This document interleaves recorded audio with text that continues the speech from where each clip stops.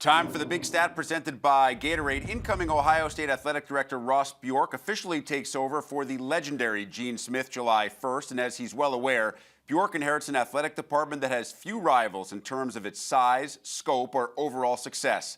I had the pleasure of sitting down with Ross at Big Ten Conference meetings in late May when we discussed some of the most important aspects of the job he's about to begin. Overlapping with Gene Smith has really been a gift and a blessing for me. I really believe the best way to come into a new situation like this is to get to know the people in the place. And I've had to make a few long-term decisions. Hiring Jake Diebler was one of those long-term decisions. But otherwise, the day-to-day operations was still led by Gene. And so to be able to get to know the people and the culture, I've called myself a curious observer. I've called myself an interested learner. A lot of people have said, this is our new athletic director. And I said, no, time out. I'm not the new athletic director until July the 1st. And so having that overlap with Gene, I've made the comment that there's people that would pay money to spend 4 months with Gene Smith. He's a legend. His leadership, his uncanny just savviness and just working with people. People would pay money to work with him. I get paid to work with Gene Smith for 4 months. And so it's really been just a gift and a blessing. And I think that will just lead to continuity of long-term success that Ohio State has always been known for. And it's going to be my job to not only carry on that, but also build upon that and make sure that we achieve at the highest levels.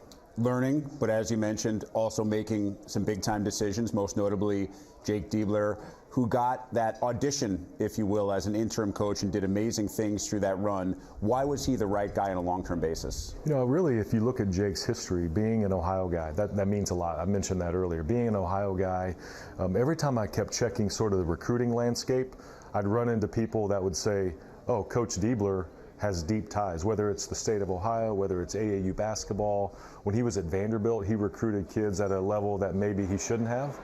And so just understanding his recruiting ties, watching him coach in game, he was making moves in game to make adjustments that led to victory or led to a close game. And there's games maybe that we could have won or should have won, but he made the right adjustments down the stretch. And I was really impressed with his in-game acumen, the togetherness of the team that he brought to the dance floor was about culture, energy, chemistry, relatability to the players. So every time we checked him against other candidates, we just kept coming back and saying, this is a no-brainer.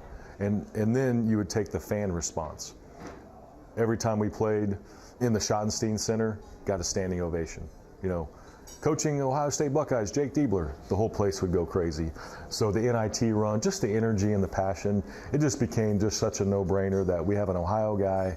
He knows the program. His family's so connected. The Diebler name in the state of Ohio means a lot. And so to me, it was just a natural. And it could have been easy to, quote unquote, win the press conference nationally. We won the press conference locally and then some. And to me, that matters more long-term than it does sort of a flash. So really excited about what Coach Diebler brings to the table. From the football side, what have your conversations with Coach Day been centered around? Been so impressed with Ryan. Innovative, smart, the culture that he builds inside the program, the connectivity of the players. I think in modern day football, with all the things that are happening in our space, the teams that are going to have chemistry and culture, yes, you have to have players. We all have to have talent. You have to have coaching. But because of the landscape, culture and chemistry are going to matter, I think, even more.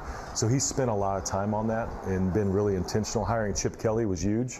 Having somebody that can take the offense, he doesn't have to worry about it, being a true CEO coach. So those have been the conversations. How can I help him as the incoming athletic director? What are the ingredients that we need? Ohio State, the standard is set. So we've really just talked about how do we lock arms?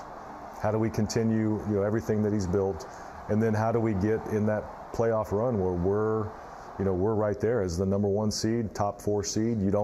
Everybody talks about hosting these playoff games. You don't really want to host games because you want to be in the top 4, meaning you have a bye. But that's the standard, is we should be on the dance floor every year competing for that championship. And so those are the things I've talked to Coach Day about. It's really just been fascinating to get to know him and Nina and just understanding their family and what it means to be a Buckeye.